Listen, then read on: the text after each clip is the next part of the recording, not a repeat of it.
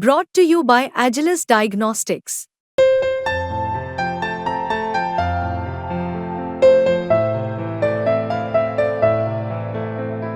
Agilus Diagnostics.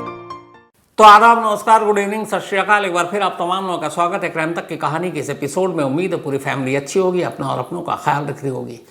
इस वक्त मैं जब आपको ये कहानी सुना रहा हूँ तब बांग्लादेश की प्राइम मिनिस्टर शेख हसीना, यहाँ से जहाँ पे मैं बैठा हुआ हूँ मुश्किल से 20 किलोमीटर की दूरी पर हिंडन एयरबेस है। ये हमारी आर्मी का एयरबेस है और उसी जगह पर उनका प्लेन लैंड किया। वो ढाका से आर्मी के प्लेन में ढाका से अपनी जान बचाकर निकली और अलग अलग खबरें आ रही थी, लेकिन ट्रैकर के ज़रिए पता चला कि उनका रुख इंडिया की तरफ है और थोड़ी देर पहले ही वो हिंडन एयरबेस पर पहुंची। अब यहाँ से आगे क्या, तो अभी तक कंफर्म तो नहीं है, लेकिन ये कहा जा रहा है कि शायद इंडिया में उनके रुकने की उतनी उम्मीद नहीं है। हो सकता है क्योंकि हमारे प्राइम मिनिस्टर नरेंद्र मोदी के साथ उनके बड़े अच्छे रिश्ते हैं। तो लेकिन ये भी है, कहा जा रहा है कि शायद यहाँ से वो लंदन के लिए फ़्लाइट लेंगी और फिर लंदन से फिनलैंड चली जाएंगी। ये अभी तक की खबर है, लेकिन अभी कुछ कंफर्म नहीं है कि हिंडन एयरबेस के बाद आगे क्या। लेकिन शेख हसीना अपने पीछे एक सुलगता हुआ बांग्लादेश छोड़कर निकल पड़ी हैं और उस बांग्लादेश में अब उथल पुथल है, लोग सड़कों पर हैं। तमाम स्टूडेंट्स जो हैं एक तरह से शेख हसीना के इस बांग्लादेश को छोड़ने पर खुशी भी मना रहे हैं। और वहाँ की जो आर्मी है उसने आज दोपहर को एक प्रेस कॉन्फ्रेंस की, वहाँ के आर्मी चीफ वक़ारुज़्ज़मा, और उन्होंने कहा, पहली बार ऐलान किया कि Sheikh Hasina prime minister of Bangladesh उन्होंने रिज़ाइन कर दिया है और अब पाकिस्तान बांग्लादेश की आर्मी, अक्सर पाकिस्तान का ही नाम आता है, उथल पुथल वहाँ भी ज़्यादा होता है, तो बांग्लादेश की आर्मी जो है अब वो बाकी पार्टियों के साथ मिलकर एक सरकार बनाएंगी और वो सब सरकार जो है बांग्लादेश के हालात को कंट्रोल करेगी। लेकिन इसमें ये भी खबर है कि पता नहीं बाकी पार्टियां आएंगी कि नहीं आएंगी, और क्या ये बांग्लादेश में एक तरह से फिर से आर्मी का तख्ता पलट, और क्या आर्मी रूल करेगी बांग्लादेश में। क्योंकि पाकिस्तान जैसे बांग्लादेश का भी इतिहास रहा है।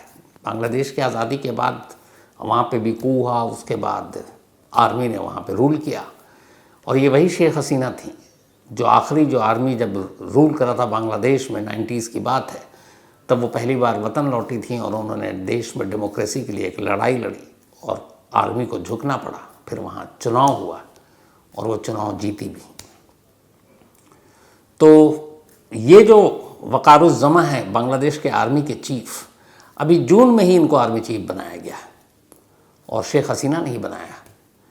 तो अब उसके पीछे अभी उनकी मंशा क्या है, क्या होगा, आर्मी रूल करेगी, बाकी सरकार कठपुतली की होगी, क्या होगा, कैसा होगा, अभी शायद एक आध दो दिन में तस्वीरें साफ हो जाएंगी। लेकिन सबसे बड़ा सवाल ये है कि पिछले 15 सालों से लगातार बांग्लादेश की प्राइम मिनिस्टर शेख हसीना चुनाव जीतती आ रही है। वहाँ की एक लोकप्रिय नेता हैं और कहते हैं बांग्लादेश की इकोनॉमी में जो सुधार हुआ उसका बहुत बड़ा क्रेडिट शेख हसीना को जाता है और इसलिए वर्ल्ड लीडर भी उनको मानते हैं और इंडिया के साथ रिश्ते बड़े अच्छे हैं। तो ऐसी लीडर, ऐसी प्राइम मिनिस्टर शेख हसीना को ढाका छोड़कर भागना क्यों पड़ा, अपना ही देश छोड़कर निकलना क्यों पड़ा, क्या है ये पूरी कहानी। तो ये पूरी कहानी पहले आपके सामने। आपको याद होगा जब 1947 में हम आज़ाद हुए तो हमारे साथ अंग्रेज़ों ने एक हरकत की थी। जाते जाते वो अपना रंग दिखा गए थे और हमारे दो टुकड़े कर दिए थे, एक इंडिया एक पाकिस्तान। तो पाकिस्तान भी बना और हम हिंदुस्तान भी बने, दो देश हो गया। अब उस वक्त जो पाकिस्तान बना था वो पाकिस्तान, तब बांग्लादेश पैदा ही नहीं हुआ था, इंडिया था और पाकिस्तान था।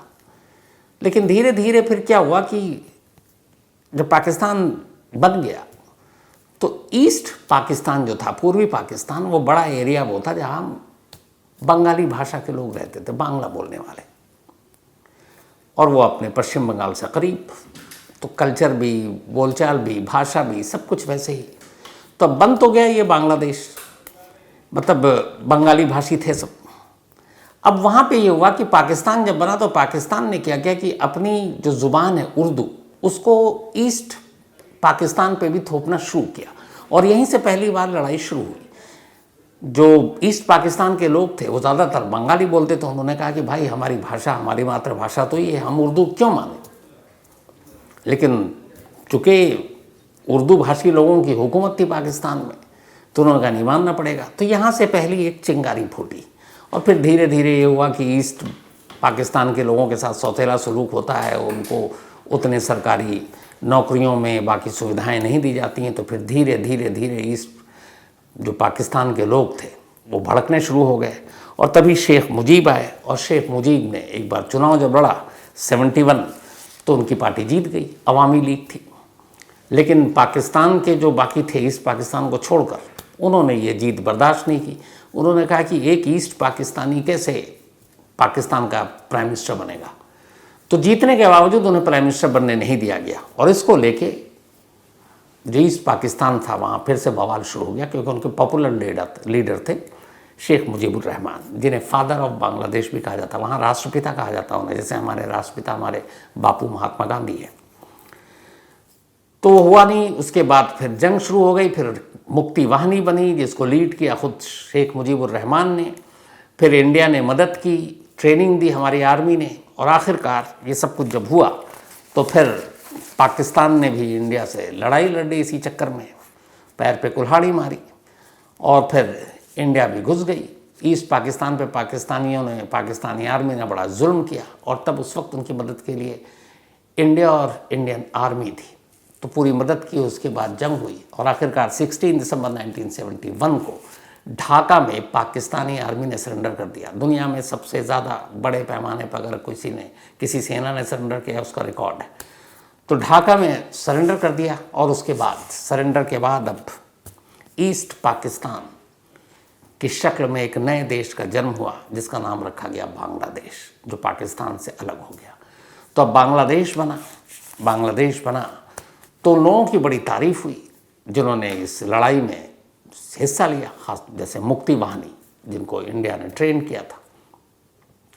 और वो फिर सारे हीरो हो गए बांग्लादेश के बनने के बाद। और शेख मुजीबुर रहमान वो और भी बड़े हीरो, क्योंकि वो उन्होंने लीड किया इस मूवमेंट को। तो मुक्ति वाहिनी, शेख मुजीबुर रहमान और ये सारे आज़ादी की लड़ाई में शामिल होने वाले लोग तो हीरो हो गए। लेकिन उन्हीं में एक तबका और था, उसी ईस्ट पाकिस्तान में रहने वाले, उसी बंगाली बोलने वाले का एक तबका और था जो ये चाहते थे कि इस पूरे मसले का बातचीत से हल निकाला जाए, लड़ाई झगड़ा ना हो, जंग ना हो। और उनमें से कुछ लोग ऐसे भी थे जो उर्दू भाषी भी थे। तो उन्होंने इस 71 के वॉर में या पाकिस्तान और ईस्ट पाकिस्तान की लड़ाई में मुक्ति वाहिनी का सपोर्ट नहीं किया, या तो खामोश रहे या पाकिस्तानी आर्मी का सपोर्ट कर दिया। तो जब बांग्लादेश बन गया तो उन्हें पता था कि यहाँ पे इस आज़ादी में लड़ाई लड़ने वाले दो तरह के लोग थे, एक मुक्ति वाहिनी जिन्होंने लड़ाई लड़ी पाकिस्तान के खिलाफ और एक बांग्लादेश का जन्म हुआ, और दूसरे वो लोग जो ईस्ट पाकिस्तान में तो थे यानी उसी बांग्लादेश में, लेकिन उन्होंने पाकिस्तानी आर्मी का या पाकिस्तान का सपोर्ट किया और खामोश रहे। उनको वहाँ की सरकार ने और उनको वहाँ की जनता ने एक नाम दिया और ये नाम था रज़ाकार। ये उर्दू का एक शब्द है। तो रज़ा मतलब मर्ज़ी और एग्जैक्ट मतलब इस वक्त मैं भूल रहा हूँ तो गलत ना बोलूँ, इसलिए कि उनको एक नाम दिया रज़ाकार। हालांकि कहते हैं कि रज़ाकार मतलब वॉलंटियर भी होता है, वॉलंटियर। लेकिन धीरे धीरे जब वक्त बीता तो उन रज़ाकारों को वहाँ एक तरह से आप ये कहें कि गद्दार के तौर पर भी बोला जाने लगा, कि जिन लोगों ने मुक्ति वाहिनी का सपोर्ट नहीं किया ईस्ट पाकिस्तान में रहते हुए भी और पाकिस्तानी आर्मी का सपोर्ट किया तो वो गद्दार हैं, तो वो रज़ाकार हैं। तो रज़ाकार मतलब वॉलंटियर से फिर वो धीरे धीरे उनका नाम गद्दार पड़ता गया। तो 71 के बाद ये गद्दार, आज शेख हसीना को बांग्लादेश छोड़ना पड़ रहा, उससे इसका क्या रिश्ता है? तो पूरी कहानी वहीं से शुरू होती है। हुआ ये कि शेख मुजीबुर रहमान ने जंग जिताई, उसके बाद वो बांग्लादेश के हुक्मरान बने। जब हुक्मरान बने तो ये हुआ कि भाई बांग्लादेश की इस जीत में जिन लोगों ने योगदान दिया है उनको इनाम इकराम, उनको इज़्ज़त, बाकी चीज़ें नवाजी जाए। तो उसमें एक ये भी हुआ कि मुक्ति वाहिनी और इसमें जो सेना लड़ी, सैनिक लड़े, उनके और उनके परिवार वालों को एक रिजर्वेशन दिया जाए सरकारी नौकरियों में और बाकी जगहों पर भी, स्कूल कॉलेज में भी, लेकिन ख़ासतौर पर सरकारी नौकरियों के लिए मारामारी थी। तो 30%, इसके अलावा वहाँ और भी फिर रिजर्वेशन दिए गए थे, जैसे जो विमेंस थी उनके लिए 10% था, जो कम डेवलप्स के लोग थे जैसे अपने यहाँ होता है ओबीसी बैकवर्ड, उनके नाम पे 10% था। तो 10 और 10 20 और 30 50। इसके अलावा जो मेन बांग्लादेशी या वहाँ के लोग थे उनके नाम पे दिया गया 5%, तो 50 और 5 55 हो गए। इसके अलावा 1% रिजर्वेशन दे दिया गया डिसेबल लोगों को, जो विकलांग है, दिव्यांग है।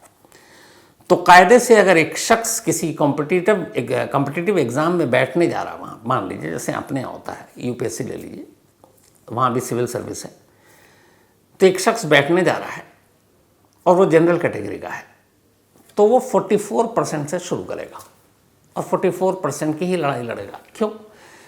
उसके एग्ज़ाम में बैठने से ही पूरे बांग्लादेश में और सरकारी नौकरियों में 56% यानी 56% सीटें पहले से ही रिजर्व्ड है। और इन 56% में से सबसे ज़्यादा 30% उन मुक्ति वाहिनी और उन स्वतंत्रता सेनानी जो उनको कहेंगे, जिन्होंने 71 के वॉर में हिस्सा लिया पाकिस्तानी आर्मी के ख़िलाफ़, उनके और उनके फैमिली को जाएगा 30%। तो 56% कुल मिलाकर बाकी बची बेचारी जनता जो बांग्लादेश की है वो 44%। तो 44% जनरल कैटेगरी के लोग लड़े आपस में, और 56% कोई और, उसमें भी 30% वो लोग जो करीब कितने 55 साल तो हो गए बांग्लादेश को आज़ाद हुए हुए। तो अब ये सही है या गलत है? यहीं से लड़ाई शुरू होती है। बीच बीच में इसको लेकर आवाज़ उठी कि भैया बहुत हुआ, उनके सम्मान वम्मान तो सब हो गए, लेकिन ये कब तक दिया जाएगा, तो इसको ख़त्म किया जाए, क्योंकि वैसे भी 56% है, बाकी जनता क्या करेगी। तो इसको लेके बीच बीच में आवाज़ें उठती रही थी। स्टूडेंट्स ख़ास तौर पर, क्योंकि सबसे ज़्यादा सफ़र वही करते थे, कॉम्पिटिटिव एग्ज़ाम वही देते थे। अब चक्कर ये था कि जिस सरकार ने ये सब शुरू किया था और जितने मुक्ति वाहिनी के जो लोग थे ज़्यादातर, वो उसी अवामी लीग से जुड़े हुए थे जो शेख हसीना के फादर वालिद शेख मुजीबुर रहमान थे, जब बांग्लादेश के संस्थापक राष्ट्रपिता वहाँ के। तो अब ये उसी पार्टी के प्राइम मिनिस्टर, तब ये कोटा ख़त्म करना इनकी भी मजबूरी थी। तो खैर इसको लेके जब तब वहाँ की यूनिवर्सिटीज़ में धरना प्रदर्शन ये सब होता रहता था। 2018 में धीरे धीरे हर वक्त हुआ, लेकिन छोटे मोटे पैमाने पर होता रहता था। तब ये पहली बार शुरू हुआ, अभी जो पिछले 6 साल की कहानी है, राजशाही यूनिवर्सिटी में जो ढाका के बाहर है, वहाँ से शुरू हुआ। तो फिर धीरे धीरे ढाका यूनिवर्सिटी यानी DU, वहाँ भी DU है, हमारे दिल्ली यूनिवर्सिटी वो ढाका यूनिवर्सिटी, तो फिर ढाका यूनिवर्सिटी तक ये आंदोलन पहुँच गया। और उसके बाद पूरे छात्रों ने पूरे बांग्लादेश में चक्का जाम, रेलवे जाम, हाईवे जाम, सब जाम वाम करना शुरू कर दिया। तो तब इल्ज़ाम लगा था कि ये सब बांग्लादेश छात्र लीग, जो कि शेख हसीना का स्टूडेंट्स विंग है पार्टी की, अवामी लीग की, वो ये सब करवा रही है और वो हिंसा करवा रही है। जैसे हमारे यहाँ NSUI है कांग्रेस की, या ABVP है BJP की, वैसी स्टूडेंट्स विंग है इनकी BCL। तो ये सब इल्ज़ाम लगता रहा। उसके बाद ये भी सब कुछ ख़त्म हुआ, तो फिर कुछ छात्रों के जो नुमाइंदे थे वो कोर्ट पहुंच गए कि भैया ये कोटा सिस्टम ख़त्म करो, हमारी पूरी नई जनरेशन बर्बाद हो जाएगी। 56% पहले ही रिज़र्व है, हमारे यहाँ तो फिर भी वो 33 और कितने % है, वहाँ 56% रिज़र्व है, तो बाकी 44% में आप लड़ते रहिए। तो वो लोग पहुँच गए कोर्ट।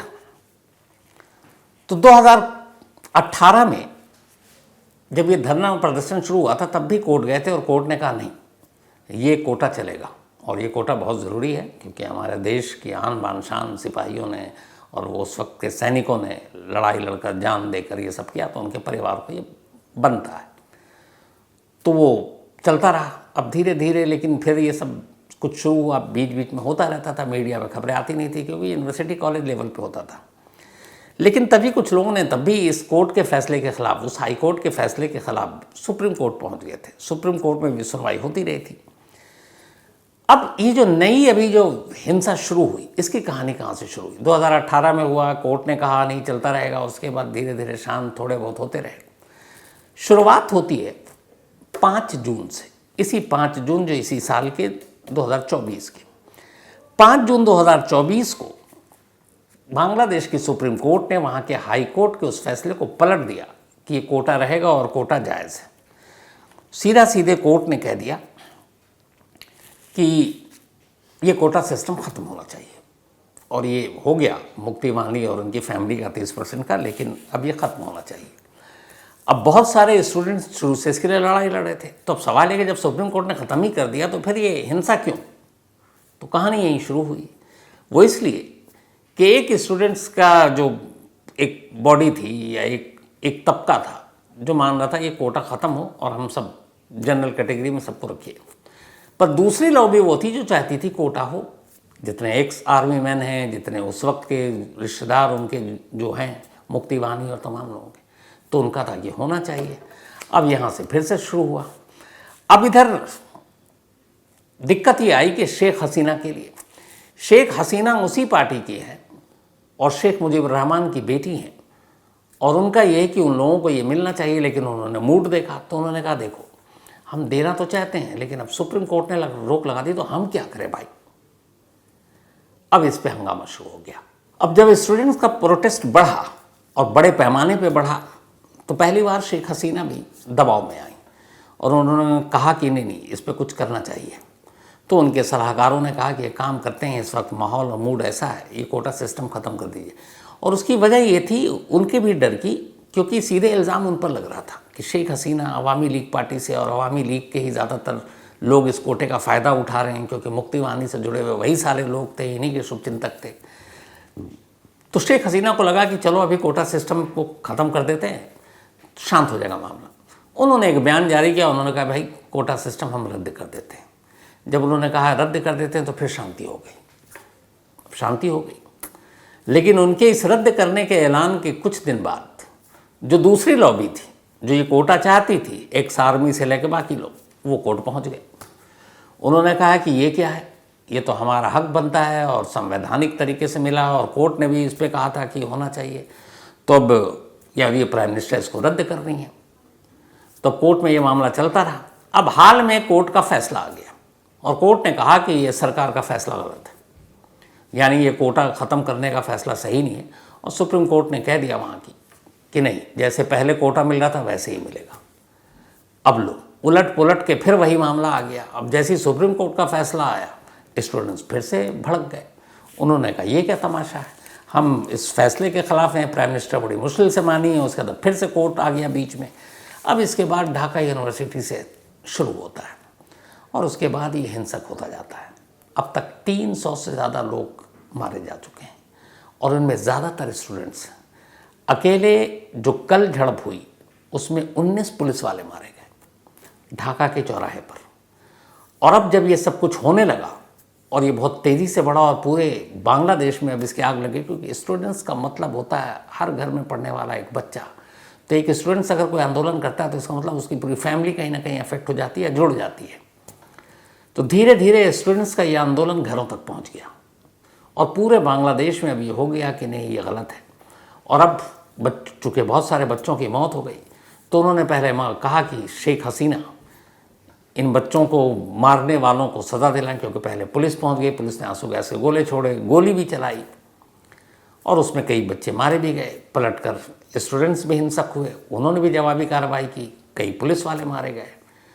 तब शेख हसीना का ये सब कुछ चल रहा था। इसी दौरान उन्होंने एक और गलती कर दी।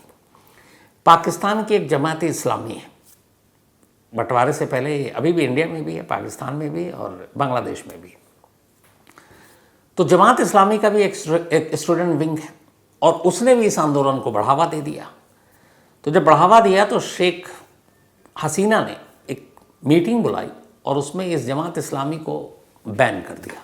उन्होंने कहा जमात इस्लामी और उसकी स्टूडेंट विंग ये सब कानून का उल्लंघन कर रही है और एक तरह से ये आतंकवादी वाला काम कर रही है, तो उन्होंने बैन कर दिया। और फिर एक गलती ये बैन करने से जमात इस्लामी की अच्छी खासी वहाँ पे पैठ थी, उसके लोग सड़क पर उतर आए।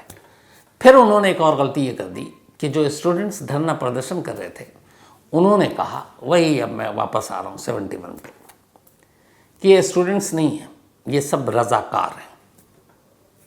यानी वो रज़ाकार जो 71 के वॉर में मुक्ति चिन्ही ने तो वानी ने तो हिस्सा लिया और वो लोग जिन्होंने पाकिस्तान को सपोर्ट किया, पाकिस्तानी आर्मी को सपोर्ट किया या हिस्सा नहीं लिया या खामोश रहे, वो रज़ाकार यानी गद्दार जिनको धीरे धीरे बन गया। तो उन्होंने कहा कि इस आंदोलन में जो लोग सड़कों पर उतरे हुए हैं वो बांग्लादेशी नहीं, सब रज़ाकार हैं यानी गद्दार हैं। ये बात चिंगारी की तरह फैल गई, क्योंकि उसमें से बहुत सारे स्टूडेंट वो थे बांग्लादेशी जिनके लिए सब कुछ है। उन्हें लगा ये क्या, वो ठगा हुआ महसूस करने लगे कि हम कैसे गद्दार हो गए। और यहाँ से फिर हिंसा शुरू हो गई और फिर ऐसी हुई कि आर्मी को भी उतारना पड़ा। तब तक देर हो गई, जगह जगह धरने, प्रदर्शन, आगजनी, निशाना बनाया जाने लगा।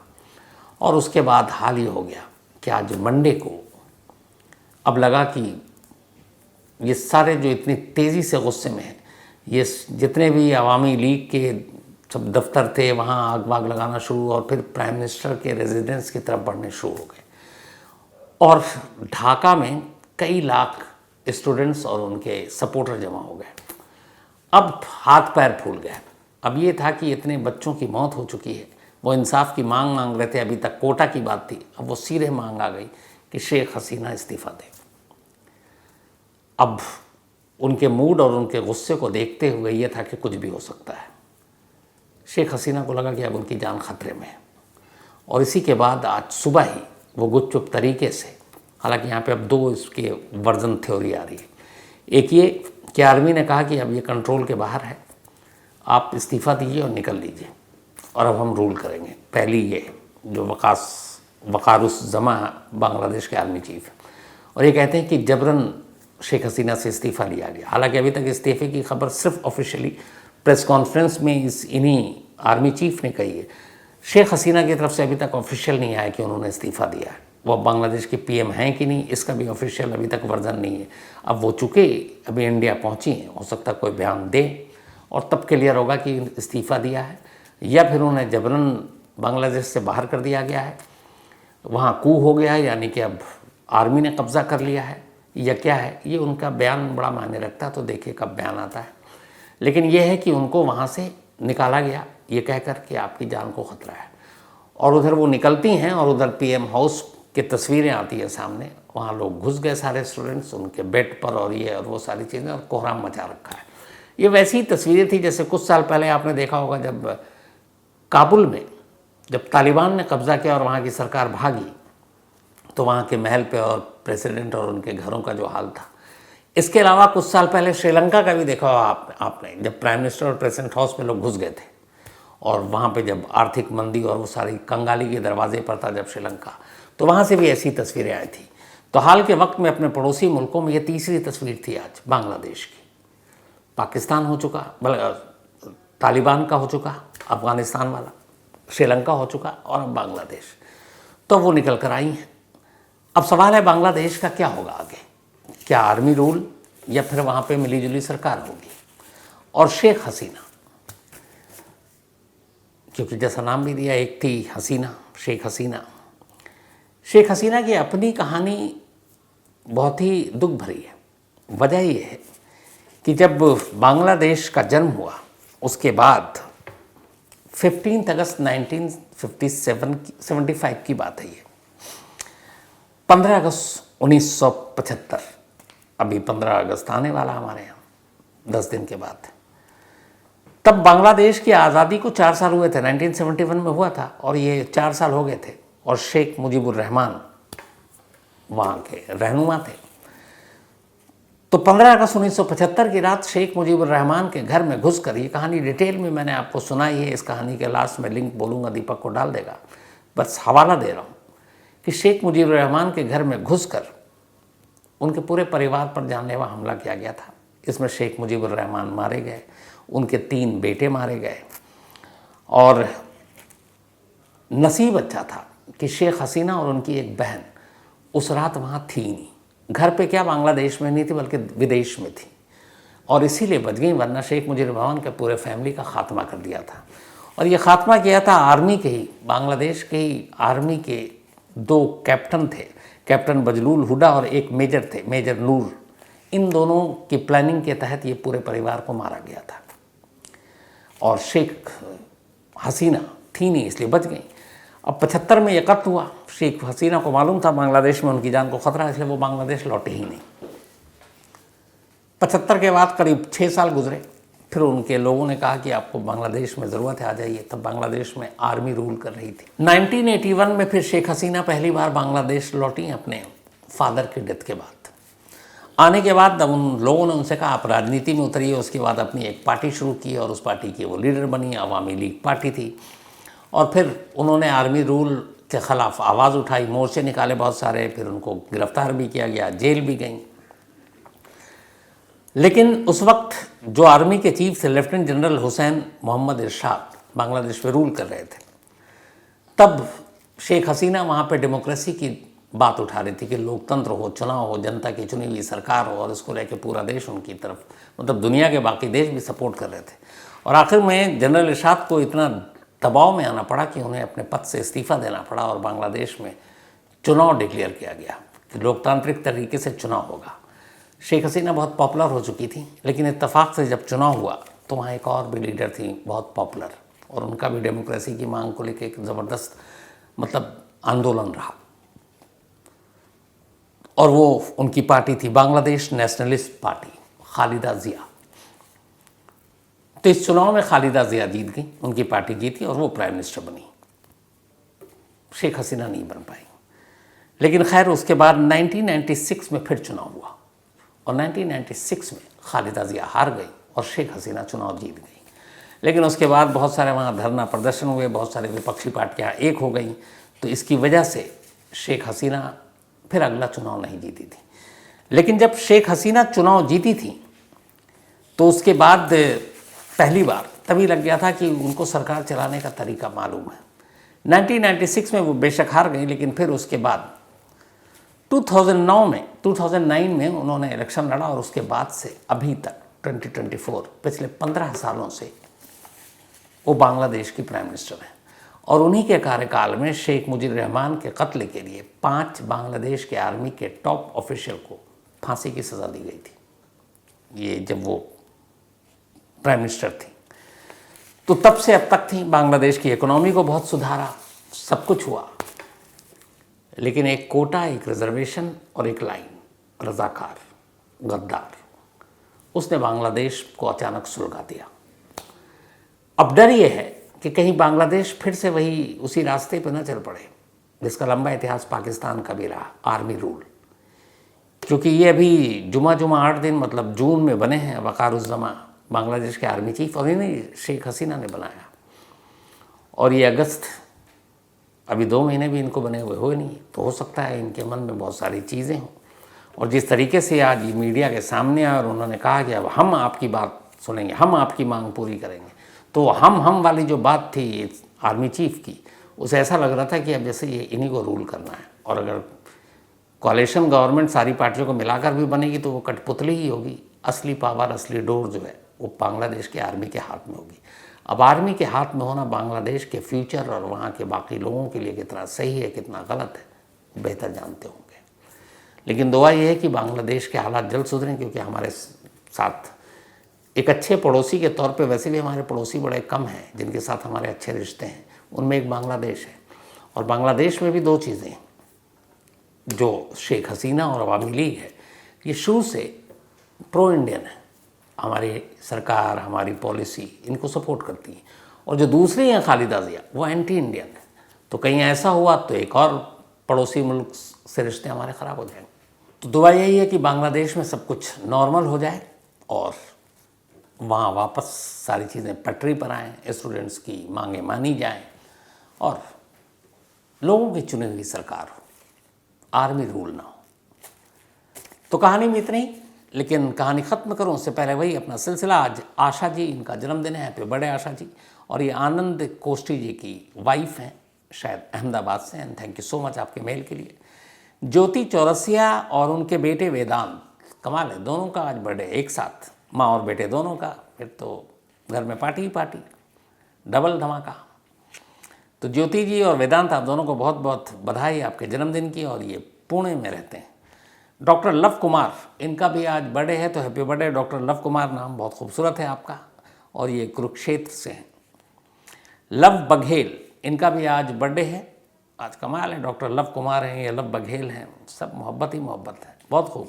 लब बघेल, इनका भी जन्मदिन है, तो हैप्पी बर्थडे लब बघेल जी। और ये राधा कृष्णा जी की बेटियां हैं। साथ ही आदित्य पंचाल, इनका भी आज जन्मदिन है, हैप्पी बर्थडे आदित्य जी। और ये भेजा है सोनाली जी ने और प्रकाश जी ने, साथ ही ध्रुव जी ने। विजय रतन सिंह चौहान, इनका कल बर्थडे था, तो बिलेटेड हैप्पी बर्थडे विजय भाई। साथ ही फरीदा खातून, इनका भी आज जन्मदिन है, तो हैप्पी बर्थडे फरीदा जी। और ये मोहम्मद फ़हीम उनकी वाइफ है। साथ ही अदनान शम्स, इन्होंने कहानी की फरमाइश की है। इसके अलावा राहुल द्विवेदी, इन्होंने कहानी की फरमाइश की है। सुमित कुमार, श्रद्धा मर्डर केस में अपडेट किया है, कोर्ट में हियरिंग चल रही है, अभी तक हियरिंग पूरी नहीं हुई है, जैसे ही फैसला आएगा ज़रूर बताएंगे। साथ ही संदीप और अभिषेक, थैंक यू सो मच आप दोनों का। Naresh Patidar, thank you so much आपका भी। राजू जम्भानी, इन्होंने भी बांग्लादेश की कहानी की आज की फरमाइश की थी। तो कहानी में आज इतना ही है। अब आपसे मुलाकात होगी कल रात 9 बजे किसी नई कहानी के साथ। तब तक अपना और अपनों का ख्याल रखिएगा। Thank you very much.